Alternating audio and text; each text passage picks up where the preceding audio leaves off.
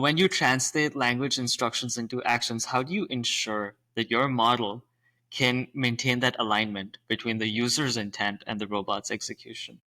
Right. So in that work, really our approach there is scale. Just throw, millions of experiences, and try to learn from that. Very similar to how language models became good. Of course, the scale that we're working at is nowhere near that, but, and so you do get some generalization and some robustness to ambiguity just from that, because you've seen lots of things.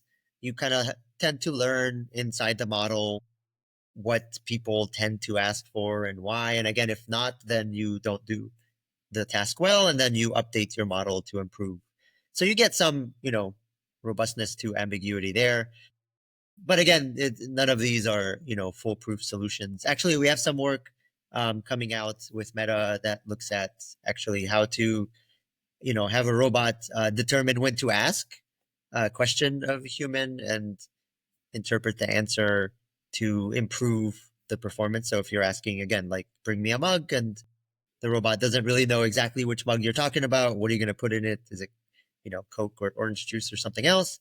Then it can like actually decide to ask a question of the human, and then the human can answer and disambiguate the requests. And this happens naturally all the time with humans as well. It's not like everything you say I can perfectly interpret and disambiguate. Sometimes I'm not sure exactly what you're talking about, so I can ask you questions, right? And or maybe even rephrase it to you, and you can kind of confirm or deny whether I'm accurately portraying it. So yeah, there's lots of, I think there's both sides of the coin, which is trying to improve the robustness just through scale and giving it access to a lot of experience, but then also, incorporating things like communication with humans.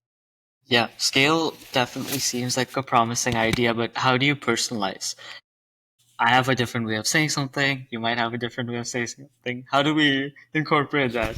Right. Exactly. And that's, again, that ties to the previous discussion of continual learning, right? Ultimately, it's not, I don't believe it's going to be the case where we'll have one huge model for all of society, and then it'll be put on all robots and it'll be frozen and not learn again.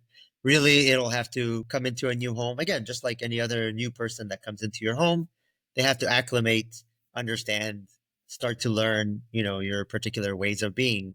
And again, I think there's the questions of how do you update the model to do that? These days, by the way, there's lots of what's called in context learning or prompt learning, right? Where you can actually not update the model itself, but actually just manipulate the inputs that you're providing it. So retrieve things in memory, and then, actually just put it into the model. So, this happens with OpenAI and others these days. ChatGPT remembers all your previous conversations and can actually retrieve relevant snippets. And then it remembers, oh, yes, you're a student, and, this is your life, and some aspects. And that informs the answer to the new question that you're asking. So similarly, we can also do that. We can always store text or image or other types of data, um, in memory, and then try to retrieve that and manipulate the inputs to the model. So I think these are all ways to, again, just condition the model's outputs on your personal life and things that it has encountered with you.